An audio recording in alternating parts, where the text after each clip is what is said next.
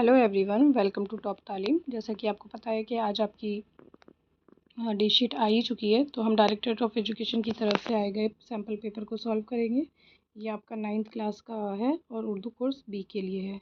इसमें जो आपको वक्त मिलेगा वो आपको 3 घंटे का होगा और जो इसके नंबर होंगे वो आपके 80 मार्क्स का होगा। और इसमें कुल सवालात आपके 14 होंगे और सारे ही सवाल आपको लाजमी करना है। तो चलिए देखते हैं इसका सेक्शन ए यानी कि हिस्सा अव्वल जो है वो क्या है। मंद ज़ेर गैर दरसी नर्सरी इक़्तिसाब को गौर से पढ़िए और उससे मुताल्लिक़ पूछे गए सवालात के सही जवाबात दीजिए। ये आपका बेटा 5 नंबर का होगा। एक नंबर के इसमें MCQ दिए गए हैं।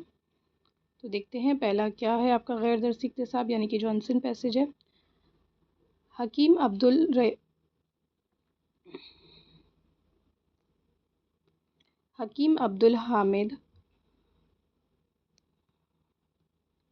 अब्दुल हामिद हिंदुस्तान की अजीम शख्सियतों में से थे। उनकी ज़िंदगी का सबसे बड़ा मकसद मुल्क व कौम की खिदमत था। हकीम साहब 1908 में दिल्ली में पैदा हुए। जब वो 13 साल के थे तो उनके वालिद हकीम अब्दुल मजीद का इंतकाल हो गया। हिंदुस्तान का मशहूर हमदर्द दवाखाना उन्हीं का कायम किया हुआ है। पुरानी दिल्ली के इलाके लाल कुएं में आज भी ये दवाखाना कायम है। इस दवाखाने से लाखों मरीज शिफा पा चले हैं। यूनानी दवाओं को आम करने के लिए हकीम साहब ने दवा साजी की इब्तिदा की और देखते ही देखते हमदर्द में बनने वाली दवाओं की मांग दुनिया भर में होने लगी। तो देखिए क्या सवाल आते हैं इसमें बेटा। पहला सवाल है हकीम अब्दुल मजीद किस मुल्क के अजीम शख्सियत थे? Dubai, Hindustan, Saudi Arabia, Nepal. तो वो किस मुल्क के थे? हिंदुस्तान। ऑप्शन बी इसका सही हो जाएगा। हकीम साहब कब पैदा हुए? हकीम साहब 1902 में, 1912, 1908 और 1910। तो 1908 में पैदा हुए थे। ऑप्शन सी सही हो जाएगा इसका। सवाल नंबर 3 है हिंदुस्तान के मशहूर दवाखाने का क्या नाम था? शमा, रईक्स, हमदम या हमदर्द। तो ऑप्शन डी इसका सही हो जाएगा हमदर्द। लाल कुआं कहाँ है? नई दिल्ली, पुरानी दिल्ली, महरौली, निज़ामुद्दीन। तो पुरानी दिल्ली में। ऑप्शन बी इसका सही हो जाएगा।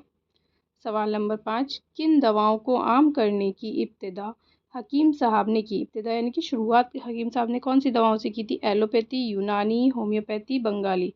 तो यूनानी दवाओं से की थी। बेटा अब देखिए आपके 5 सवाल पूरे हो गए हैं। अब इसमें देखिए यहाँ पर आपको या दिया है। या का मतलब क्या है? या तो फिर आप ऊपर वाला करेंगे या आप नीचे वाला पैसेज करेंगे, यानी कि जो सबसे अच्छा आपको आता हो, जो आपको लगे इसके आप सही से आंसर दे सकते हैं, जो आपको सबसे आसान लगे आप वो करिए। तो चलिए दूसरा देखते हैं। दूसरा इक़्तिसाब क्या है आपका?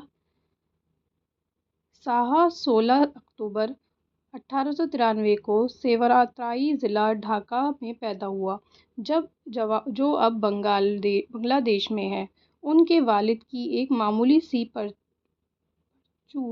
परचून की दुकान थी जिससे घर का खर्चा मुश्किल से निकलता था। इसलिए वो चाहते थे कि उनका 5वां बच्चा मेघनाद बचपन से ही घर के लिए कुछ कमाना शुरू कर दे। लेकिन मेघनाद के उस्तादों ने इसरार किया कि वो मेघनाद को तालीम ज़रूर दिलाएं क्योंकि वो बहुत होशियार और ज़हीन तालिब इल्म बेटा यानी कि स्टूडेंट।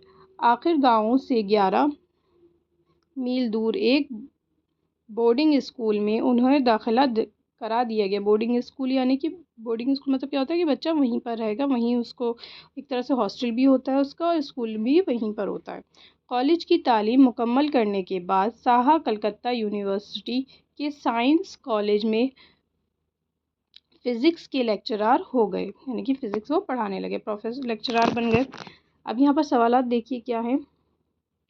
साहा कहाँ पैदा हुए थे? दिल्ली में, लखनऊ में, सेवराताई में या भोपाल में। तो ऑप्शन सी इसका सही हो जाएगा। साहा किस मजमून के लेक्चरार थे? तो जोग्राफिया, तारीख़, हयातियात या फ़िज़िक्स। तो ऑप्शन डी इसका सही हो जाएगा, फ़िज़िक्स के थे। साहा कब पैदा हुए थे? तो साहा 1893, 1839, 1895, 1857। तो 1893 में पैदा हुए थे। ऑप्शन ए इसका सही हो जाएगा। अगला सवाल है हमारा चौथा, ढाका किस मुल्क का शहर है? हिंदुस्तान का, बांग्लादेश का, नेपाल का, चीन का? तो ऑप्शन बी इसका सही हो जाएगा, ये बांग्लादेश का है। साहा किस कॉलेज के लेक्चरार थे? मुंबई, लखनऊ, साइंस या जापान? तो साइंस के लेक्चरार थे। ऑप्शन सी इसका सही हो जाएगा बेटा। अगला सवाल देखते हैं। अगला सवाल है आपका सवाल नंबर 2। ये बेटा आपका दर्ज झेल शेरी इसनाफ है। इसमें आपको गज़ल भी आ जाती है, इसमें आपको नज़्म भी आ जाती है, कुछ भी पूछ सकता है शेरी इसनाफ में। और ये भी बेटा आपका 5 नंबर में होगा, ये भी MCQ बेस्ड होगा। चलिए देखते हैं। बरकतें हैं आज घर घर में, घर घर काम से चल पड़ा दुनिया का चक्कर काम से, जिनको अपने फ़र्ज़ का एहसास है दिल लगाते हैं वो अक्सर काम से। काहिली तो जानलेवा रोग है, ज़िंदगी होती है बेहतर काम से। यानी कि काम क्या है, बहुत ज़्यादा ज़रूरी है। तो सवाल देखते हैं, घर घर में किस चीज़ से बरकतें हैं? दौलत से, शोहरत से, काम से, घर वाले से? तो ऑप्शन सी इसका सही हो जाएगा, काम से। सवाल नंबर 2, काम से किस का चक्कर चला है? ज़माने का, मुल्क का, दुनिया का? मुल्क का। तो दुनिया का। यहाँ देख लीजिए।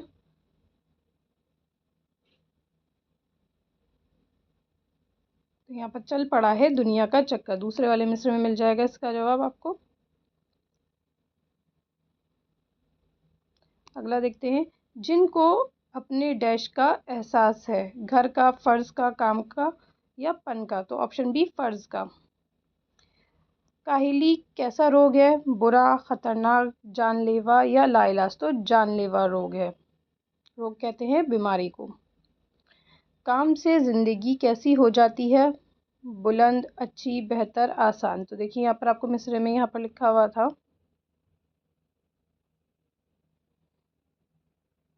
ज़िंदगी होती है काम से बेहतर। तो यहाँ पर क्या हो जाएगा, बेहतर। तो हम बेहतर पे क्या लगा देंगे, सही लगा देंगे। ऑप्शन सी इसका सही हो जाएगा। अब देखिए बेटा यहाँ पर भी आपको याद दिया हुआ, या आप ऊपर वाला करेंगे या आप अब जो नीचे हम पढ़ने जा रहे हैं इसको करेंगे। देखिए क्या है नज़्म, शान की फ़िक्र है ना आन की है, अब मुझे फ़िक्र इम्तिहान की है, पढ़ रहा हूँ किताब मेहनत से, होऊंगा मैं कामयाब मेहनत से, फर्स्ट आना है मुझको अब की बार, कुछ देखना है मुझको अब की बार, अपनी मेहनत की लाज रखनी है, कल की बुनियाद आज रखनी है। तो यानी कि ये किसके ऊपर है कि मुझे मेहनत करनी है, किसके लिए, इम्तिहान के लिए। तो देखिए यहाँ पर क्या है, शायर ने साल भर किसकी तैयारी करने की बात की है? खेल की, सफ़र की, इम्तिहान की या शादी की? तो यहाँ पर इम्तिहान की बात हुई है कि साल भर किसकी करनी है, इम्तिहान की तैयारी करनी है। जैसे कि अब आपके भी इम्तिहान आने ही वाले हैं, तो आप भी अच्छे से तैयारी करेंगे, वैसे ही इसको भी इम्तिहान की तैयारी करनी है। सवाल नंबर 2, शायर मेहनत से क्या पढ़ा रहा है? किताब, अखबार, पोस्टर, रिसाला? तो किताब पढ़ा रहा है। ऑप्शन ए सही हो जाएगा। होगा होगा होगा मैं डैश मेहनत से, मिसरे को क्या करना है, मुकम्मल करना है। महताब, आफताब, कामयाब या खराब? तो ऑप्शन सी हो जाएगा इसका, कामयाब। अगला सवाल है आपका, शायर को किसकी फ़िक्र है? आन की, शान की, इम्तिहान की, दौलत की? तो इम्तिहान की फ़िक्र है। एक बार देख लेते हैं बेटा क्या था इसमें। तो अब मुझे फ़िक्र है इम्तिहान की, यानी कि दूसरे मिसरे में आपको इसका जवाब मिल जाएगा, इम्तिहान की फ़िक्र है। तो हमने क्या लगाया था, इम्तिहान।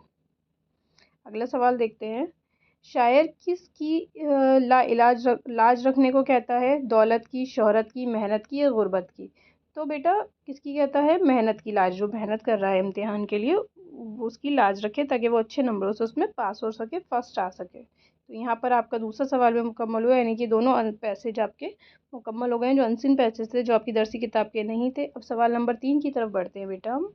क्या है, दर्ज झेल दरसी नसरी इक्तिसाब, यानी कि ये आपकी टेक्स्ट बुक का पैसेज है, और ये भी आपका क्या है, 5 नंबर का है। तो देखते हैं क्या पैसेज दिया हुआ है। ज़्यादातर जानवरों को पौधों से ग़िज़ा मिलती है, कुछ जानवर ऐसे भी होते हैं जो दूसरे जानवरों का शिकार करके उनका गोश्त खाते हैं, जैसे शेर, चीता वगैरह। चरिंदों से फ़ायदा है ना है कि वो जंगल के पेड़ पौधे को खाते रहते हैं। अगर ऐसा ना हो तो जंगल इतने घने हो जाएंगे कि उनमें रोशनी, हवा, पानी की कमी हो जाए और पेड़ पौधे मर जाएंगे। दूसरी तरफ अगर दरिंदे ना हो तो चरिंद इतने हो जाएंगे कि सारा का सारा जंगल खाकर ख़त्म कर देंगे। चिड़ियाँ जंगलों के लिए ज़रूरी हैं, इसलिए कि उनकी वजह से कीड़े मकोड़े कम होते रहते हैं। तो ये पैसेज आपका बेटा क्या है? ज़्यादा सवाल देखते हैं इससे मुताल्लिक क्या थे बेटा। ज़्यादातर जानवरों को किस चीज़ से ग़िज़ा मिलती है? गोश्त से, पौधों से, सूरज से या हवा से? तो किससे मिलती है? गोश्त से मिलती है। देखिए आपको इसमें पैसेज में क्या था, कौन सी लाइन में?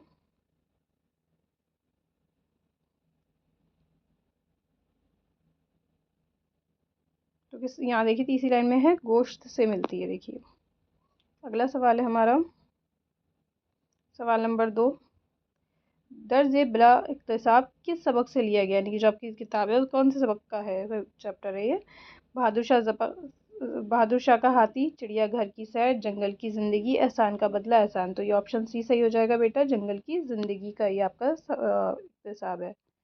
चरिंदे क्या खाते हैं? दाल, सूखी रोटी, गोश्त, पेड़ पौधे। चरिंदे पेड़ पौधे का चरिंदे कहते हैं चरने वाले जानवरों को, जो चरते हैं और जो चार पैरों से भी चलते हैं, उन्हें चरिंदे कहा जाता है। दरिंदे वो होते हैं जो शिकार करके अपना खाना खाते हैं। परिंदे कहते हैं उड़ने वाले जानवरों को। अब अगले सवाल की तरफ बढ़ते हैं। जंगल में रोशनी, हवा और पानी की कमी होने की से कौन मर जाएंगे? जानवर, परिंदे, पेड़ पौधे और दरिंदे। तो देखिए यहाँ पर क्या था आपका पैसेज में।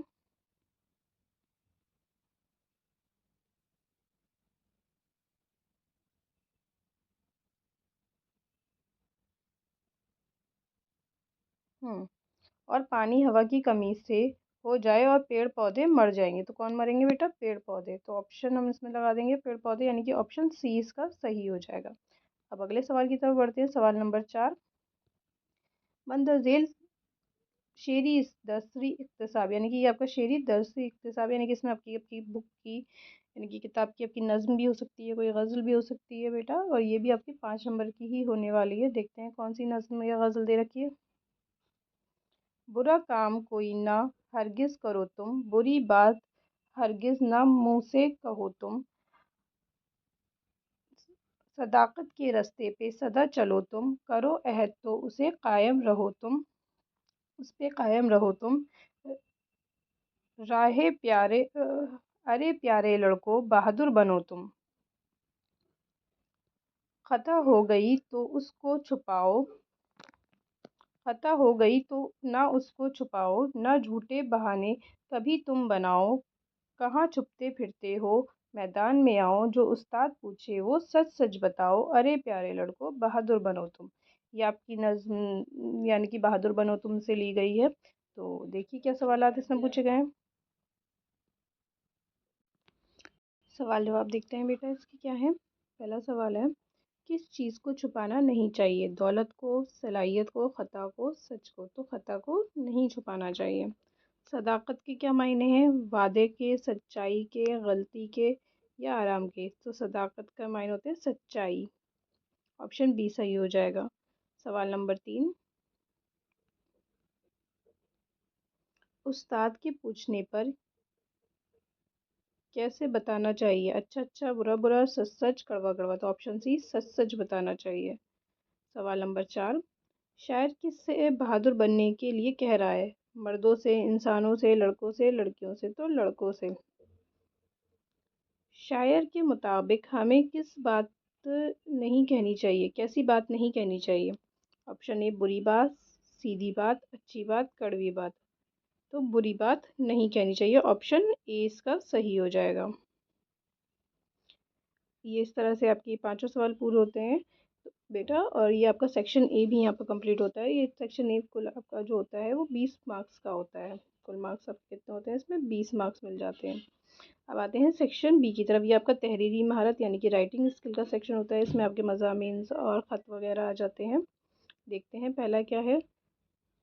सवाल नंबर 5 है, इसका मंदर झेल उन्वानात में से किसी एक उन्वान पर 250 अल्फाज पर मुश्तमिल मुश्तमिल मुश्तमिल मजमून लिखिए। तो ये 10 नंबर का बेटा मजमून है, 250 अल्फाजों में आपको इसको मुकम्मल करना है। कोई भी एक करना है, 3 आपको ऑप्शन मिले हुए हैं यहाँ पर, आपको इसमें से कोई एक करेंगे। तो पहला क्या है, योम असासा यानी कि आपका टीचर्स डे, सफ़र के हालात, कौमी त्यौहार या मेरे वालिदैन। चारों में से यानी कि आपको 3 नहीं बेटा, आपको यहाँ पर 4 ऑप्शन दिए गए हैं। 4 में से आपको जो सबसे बेहतर आता हो, जिसके बारे में आप सबसे अच्छा लिख सकते हैं, आप वो लिखेंगे। जैसे कौमी त्यौहार पे तो आप किसी भी त्यौहार के बारे में लिख देंगे। कौमी त्यौहार कब से होते हैं? 2 होते हैं, एक तो होता है योम आज़ादी और दूसरा होता है हमारे योम जमहूरिया यानी कि आपकी इंडिपेंडेंस डे और रिपब्लिक डे। दोनों के बारे में मिक्स करके भी इसमें आप लिख सकते हैं, मिलाकर भी। सफ़र हालत के बारे में यानी कि आप किसी सफ़र पे गए हैं, उसके बारे में आप इसके अंदर बता सकते हैं। योम असाज़ा यहाँ पर आपको टीचर्स डे के बारे में बताना है, और मेरे वाले दिन यहाँ पर आपके अपने माई पेरेंट्स के बारे में जिक्र करना है। तो जो अच्छा से आता हो आप वो करेंगे।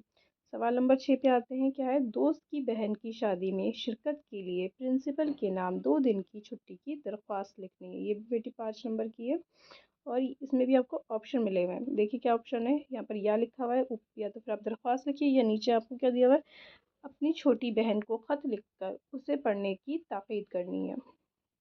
या खत लिखिए या आप दरख्वास्त लिखेंगे। सवाल नंबर 7, प्रेमचंद के हालात ज़िंदगी को उनके तर्ज तहरीर पर एक नोट लिखिए। यानी कि प्रेमचंद ने अपनी ज़िंदगी में किस तरह तहरीर लिखी है, किस तरह उन्होंने अपनी नावल वगैरह किस तरह लिखी हैं, वो सब इसमें आपको बतानी है। प्रेमचंद के हालात ज़िंदगी के बारे में जिक्र करना है। या तो फिर आप ये करें, प्रेमचंद के बारे में कि या अपनी दरसी किताब में दिए गए सबक एहसान का बदला एहसान या बहादुर शाह का हाथी का खुलासा लिखिए। यानी आपको 3 ऑप्शन बेटा मिल रहे हैं यहाँ पर इसी सवाल में। एक तो क्या है, या प्रेमचंद के बारे में लिखिए, या आप एहसान का बदला एहसान या बहादुर शाह जफर के हाथी का खुलासा लिखेंगे। यानी ये तीनों में से जो आप सबसे अच्छा कर सकते हैं आप वो करिए। अगला आ जाता है, और बेटा ऑप्शन का ज़रूर ध्यान रखिए, और डबल आपको करने की ज़रूरत नहीं है कि आप दोनों दोनों ही कर दें। एक जो अच्छा आता हो आप वो करिएगा पेपर में। अगला है सवाल नंबर 8, इस्माइल मेरठी या अख्तर शिरानी। यानी कि देखिए, तो यहाँ पर 2 शायर दे रखे हैं, इस्माइल मेरठी, अख्तर शिरानी के हालात ज़िंदगी और उनकी शायरी खसूसियात बतानी है आपको। ये भी बेटा 5 नंबर का है। और या आपको यहाँ पर ऑप्शन दिया गया है, हिंदू हिंदू मुसलमान या पौधा, एक पौधा और घास भी शायर क्या पैगाम देता है। यानी कि इसका आपको मरकज़ी ख्याल लिखना है। तो इन चारों में से जो भी आप सबसे अच्छा लिख सकते हैं, मरकज़ी ख्याल लिखिए दोनों नज़्म में से किसी एक का, या दोनों शायर में से किसी एक शायर के बारे में आप लिखिए। यानी कि चारों में से आपको कोई एक भी जो सबसे अच्छा आता हो आप वो करेंगे बेटा। ठीक है, इन चारों में से जो आप सबसे अच्छा कर सकते हैं वो करिए। इस तरह से सेक्शन बी भी कंप्लीट होता है। अब आता है सेक्शन सी। सेक्शन सी बेटा आपका ये कवायद होता है, इनकी ग्रामर पे मुश्तमिल होता है आपका। और ये क्या नाम है, 16 नंबर का है। 2-2 नंबर के एक एक है, और MCQ है। तो देखते हैं क्या है, धोखेबाज। धोखेबाज क्या है, ज़मीर है, इसम है, लायके है, साबिक़। देखिए धोखेबाज, इसमें बाज के लगा है, बाद में लगा हुआ है, इसके आगे लगा है धोखेबाज। यानी कि जो आगे लगते हैं मतलब बाद में लगते हैं वो क्या कहलाते हैं, लायके। और जो पहले लग के लफ्ज़ बनाते हैं वो क्या कहलाते हैं बेटा, साबिक़। जैसे कि खुशकिस्मत है ना, खुश फिर किस्मत हमने लिखा, तो खुश क्या हो जाएगा, साबका। यानी कि ये साबका वाला लफ्ज़ हो जाएगा खुशकिस्मत पूरा। वैसे ही धोखेबाज बेटा आपको कौन सा लफ्ज़ हो जाएगा, लाहिका लफ्ज़।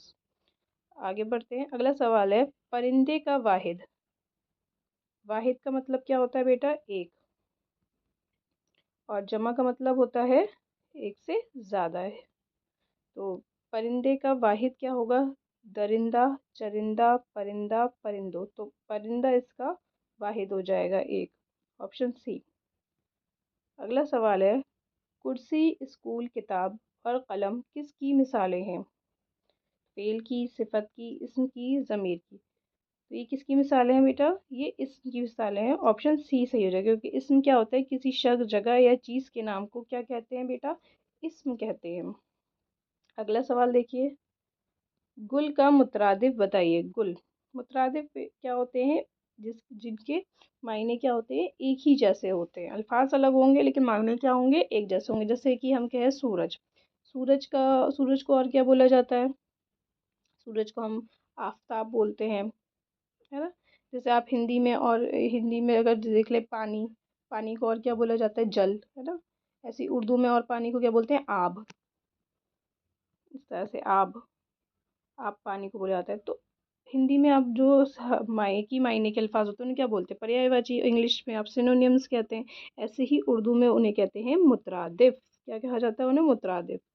तो गुल का मुतरादिफ क्या हो जाएगा, सदा, फूल, दुनिया, तारीफ। तो इसका मुतरादिफ हो जाएगा फूल। ऐसे ही अगर हम बात करें रुखसार, रुखसार किसका मुतरादिफ है, रुखसार का मुतरादिफ क्या होगा, गाल। अगला सवाल है सवाल नंबर 5।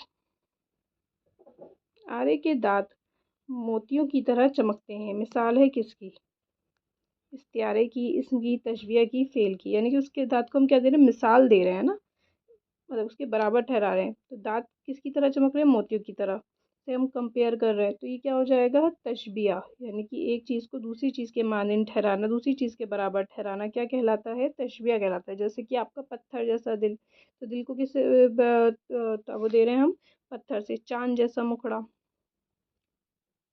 तो ये सब क्या हो जाएंगे, इस तशबिया हो जाएगा।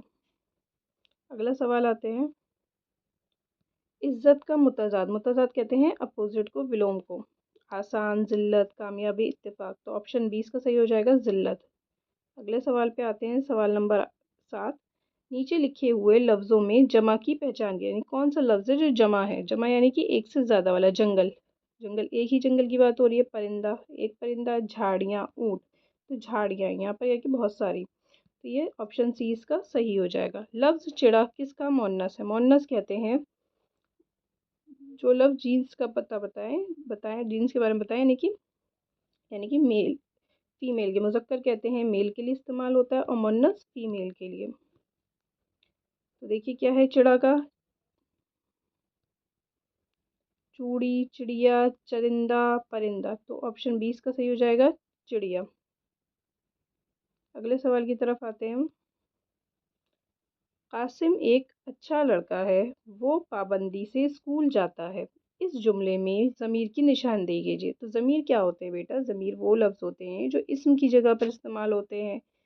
तो वो क्या कहलाते हैं, ज़मीर। जैसे मैं, तुम, मेरा, तुम्हारा, इसका, उसका, वो, मैं, तो वो ज़मीर कहलाते हैं। यहाँ पर कासिम है, कासिम की जगह पर देखिए यहाँ पर क्या इस्तेमाल हुआ है, वो। तो वो क्या हो जाएगा, ज़मीर। कासिम क्या है, इसम है, और इसम की जगह पर क्या इस्तेमाल हुआ, वो इस्तेमाल हुआ, तो वो क्या हो जाएगा, ज़मीर। तो हम ज़मीर, वो क्या हो जाएगा, ज़मीर। तो ऑप्शन डी इसका सही हो जाएगा, वो। अगले सवाल की तरफ आते हैं, सवाल नंबर 10। बद अखलाक क्या है, लाहिका, ज़मीर, साबका, मुतज़ाद। देखिए हमने अभी ऊपर पढ़ा था आपका, धोखेबाज, बाज पीछे लगा था तो वो लाहिका था। यहाँ पर बद क्या लगा है, पहले लगा है, तो ये बद अखलाक कौन सा लफ्ज़ हो जाएगा, साबका का। तो ऑप्शन सी इसका सही हो जाएगा। इस तरह से बेटा हमने 10 के 10 कवायद आपके पूरे कर लिए हैं, कवायद के सवाल। और इसमें से कोई 8 ही करने हैं आपको, जो दो अच्छे से आता हो आप वही करेंगे। अब आते हैं सवाल नंबर 10 की तरफ। दर्ज झेल मुहावरों को जुमलों में इस्तेमाल करना है। ये भी एक एक नंबर के हैं, 4 नंबर के हैं। नज़र बचाना, उस्ताद के सवाल पूछते ही बच्चे क्या करने लगे, नज़र बचाने लगे। इस तरह से आप जुमले में इस्तेमाल करेंगे। चेहरा शर्म से सुर्ख होना, हामिद की गलती पकड़े जाने पर उसका चेहरा शर्म से सुर्ख हो गया। सुध न रहना, रईस को किसी बात की सुध नहीं रहती है। हक मारना, हमें किसी का हक नहीं मारना चाहिए। इस तरह से ये चारों मुहावरे कर लेंगे। आपका सेक्शन सी भी कंप्लीट होता है। अब आते हैं सेक्शन डी, ये आपका अदब है, यानी कि लिटरेचर है आपका। आपकी किताब में से पूछे गए सवालात होंगे ये, सबक में से। पहला सवाल आपका 6 नंबर का है, दो दो नंबर के सवाल आते हैं। देखिए क्या है, रेड क्रॉस सोसाइटी का क्या मकसद था। तो रेड क्रॉस सोसाइटी का क्या मकसद था, जो लोग कुदरती आफत आ जाती हैं, उन मुश्किलात में फंसे होते हैं, ज़ख्मी होते हैं, कहीं जंग हो जाए और खून रेजी हो जाए या सैलाब आ जाए, ऐसे लोगों की क्या करते हैं, वो लोग मदद करते हैं। ये उनका क्या है, मकसद है, लोगों को मदद पहुंचाना उनका मकसद था। अगला है, दुकानदार को घोड़े के दाम किस तरह वसूल हुए। तो दुकानदार को घोड़े के दाम इस तरह वसूल हुए थे कि उससे घोड़े ने दुकानदार की जान बचाई थी, इससे डाकुओं से बचाई थी, और उसको बहिफाजत घर पहुंचाया था। इतनी तेज दौड़ा था कि सारे के सारे डाकू जो थे पीछे रह गए थे। अगला सवाल है, मौला बख्श के पास बच्चे क्यों आते थे? मौला बख्श के पास बच्चे गन्ना खाने, उससे खेलने, उसके साथ खाना बांटने के लिए आते थे। ये 3 सवाल थे। अब सवाल नंबर 12, ये एक एक नंबर का सवाल होगा बेटा। जैसे सवाल नंबर इसका सवाल नंबर 1 है, ओस के मुसन्निफ कौन है?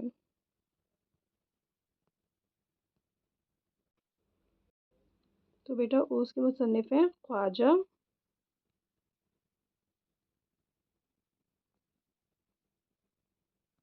हसन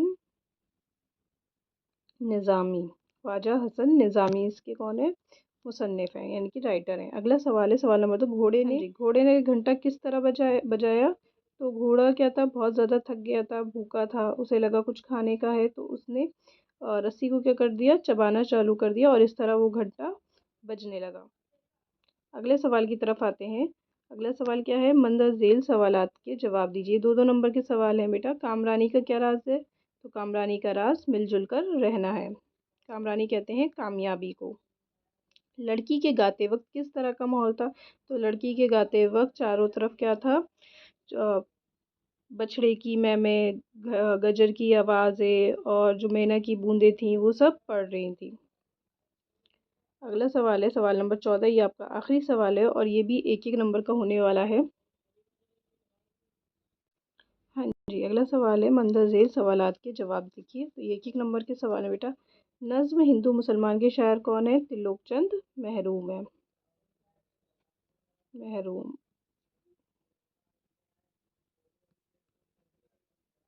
त्रिलोक चंद महरूम।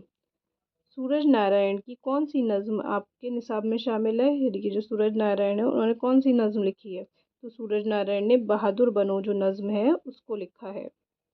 बहादुर बनो नज्म इन्होंने लिखी है। एक पौधा और घास किसकी नज्म है?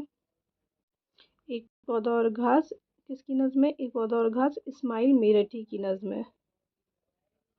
किसकी नज्म है? इस्माइल मेरठी की। ठीक है बेटा, इस तरह से ये आपके 14 के 14 सवाल मुकम्मल होते हैं और आप भी इसकी अच्छे से प्रैक्टिस कर लेंगे। और आपको कोई डाउट है बेटा तो आप मुझसे इसमें पूछ सकते हैं।